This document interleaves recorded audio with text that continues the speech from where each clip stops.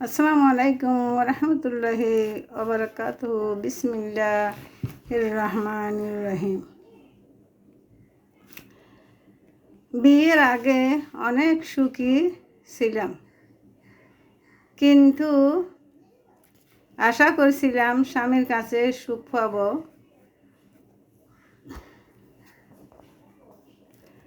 স্বামী ভালো পড়ে নাই, নেশা করছিল, জুয়া করছিল, রাত দিন যন্ত্রণা করত।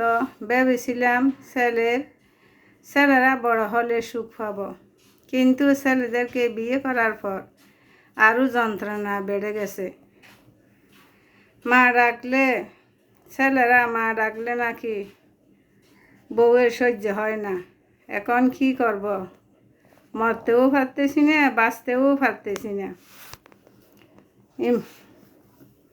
সবাই আমার জন্য দোয়া করবেন, যেন ইমানের সাথে আমার মৃত্যু হয়।